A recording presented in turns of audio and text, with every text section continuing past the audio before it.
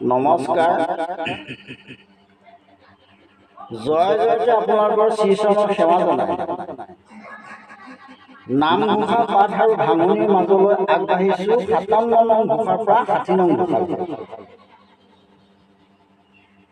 ঘোষাৰ আগতে ভাগৱতৰ পদভাগেৰে আৰম্ভ কৰিব বিচাৰিছোঁ। ভাগৱতৰ পদভাগ হ'ল নামে মোৰ ধন জন নামে মোৰ প্ৰাণ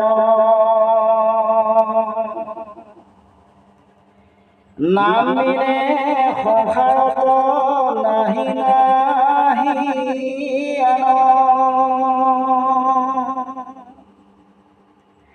হে ৰাম হৰি নাম মিলে না কাহাৰ তৰণ ৰাম ৰাম বুলি কৰা বৈকুণ্ঠ গমন হে ৰাম হৰি নাম মিলে না কাহাৰ তৰণ ৰাম ৰাম বুলি কৰা বৈকুণ্ঠ গমন ৰাম ৰাম বুলি কৰা বৈকুণ্ঠ গমন। ৫৭ নং ঘোষাভাগ হ'ল আগমনি গম তৰ্ক পুৰাণ ভাৰত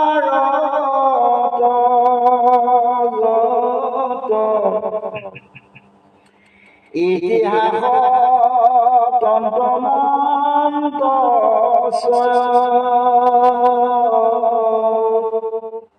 হে হৰি তোমাৰ দেখে বলবাদ তোমাৰ তত্ত্ব কোন জান ৰাম তোমাৰ তত্ত্ব কোন জান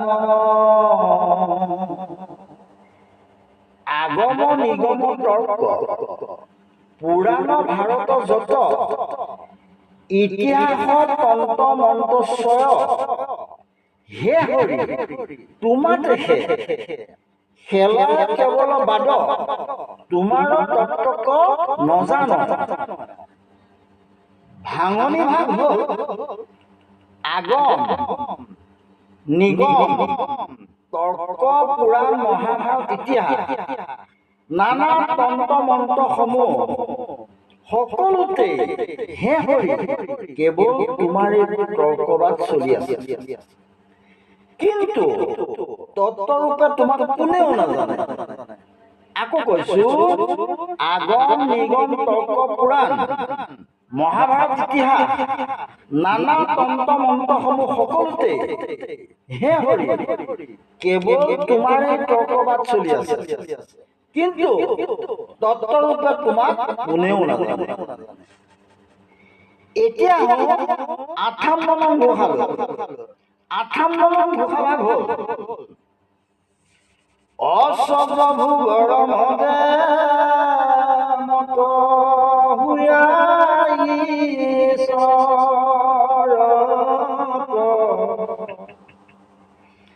পৰামুখ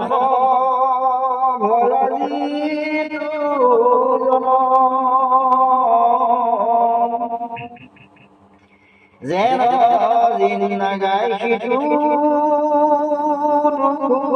সংসাৰ মহা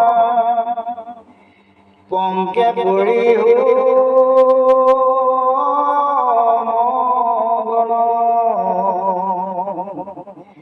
ৰাম পংকে পৰি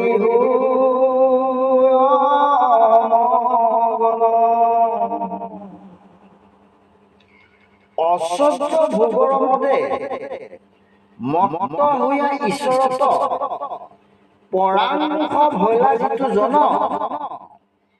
যেন জিন্না গাই সিটো দুঘোৰ সংসাৰ মহা পংকে পৰি হৈ মগন।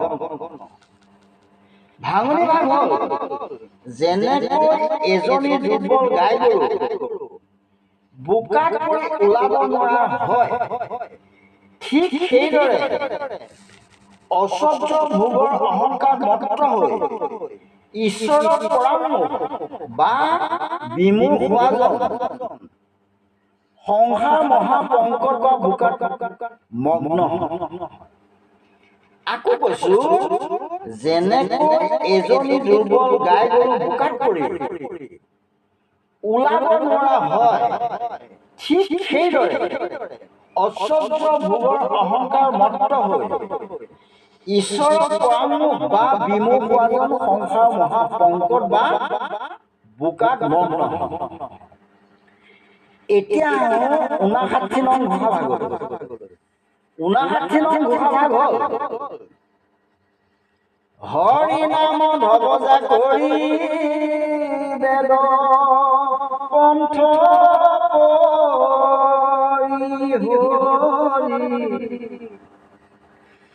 ফুৰে ৰাতি পাখণ্ড সকল ইহ পৰলোকে ভস্ত হুয়া পেট পুহি মাত্ৰ ফুৰে বাতি পৰম নিষ্ফল ৰাম ফুৰে বাতি পৰম নিষ্ফল। হৰি নাম ধবজা কৰি বেদপন্থ পৰি হৰি ফুৰে আতি পাখণ্ড সকল ইহ পৰলোকে ভস্ত হুয়া পেট পুহি মাত্ৰ ফুৰে আতি পৰম নিষ্ফল। ভাঙনি ভাগ হ'ল যিসকল লোকে হৰি নামক নিঃসন্দ পতাকা চিহ্ন হিচাপে লৈ বেদপন্থ পৰিহাৰ কৰি ফুৰে, তেওঁলোক অনাচাৰী বা অধৰ্মী। তেনে দুষ্ট লোকসকলে ইহ পৰকাল ভস্ত কৰি কেৱল মাত্ৰ পেট পোষণহে কৰি ফুৰে। আকৌ কৈছো, যিসকল লোকে হৰি নামক নিঃসন্দ পতাকা চিহ্ন হিচাপে লৈ বেদপন্থ পৰিহাৰ কৰি ফুৰে, তেওঁলোক অনাচাৰী বা অধৰ্মী। তেনে দুষ্ট লোকসকলে ইহ পৰকাল ভস্ত কৰি কেৱল মাত্ৰ পেট পোষণহে কৰি ফুৰে। এতিয়া 60 নং ঘোষা ভাগ। 60 নং ঘোষা ভাগ হ'ল হে ভগৱন্ত গুৰু তনু পদে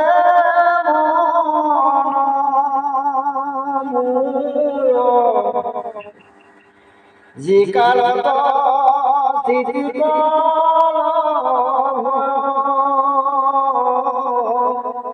তোমাৰ কৃপাতে দেৱে সমস্ত সাধন সম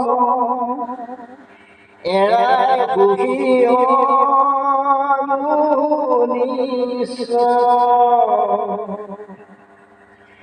ৰাম এৰাই সুখী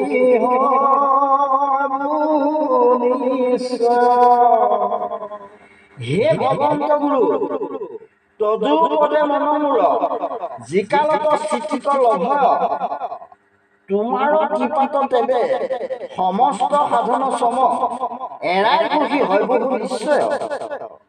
ভাঙনি ভাগ হ'ল হে ভগৱন্ত গুৰু তোমাৰ পদ কমলত যি কালত মোৰ মনে স্থিতি লাভ কৰিব, তেতিয়াই তোমাৰ কৃপাত সকলো সাধন চব উপশম হ'ব আৰু মই পৰম সুখী হ'ম। আকৌ কৈছো, হে ভগৱন্ত গুৰু তোমাৰ পদ কমলত যি কালত মোৰ মনে স্থিতি লাভ কৰিব, তেতিয়াই তোমাৰ কৃপাত সকলো সাধন চব উপশম হ'ব আৰু মই পৰম সুখী হ'ম। আজি ইমানতেই সামৰণি মাৰিছো।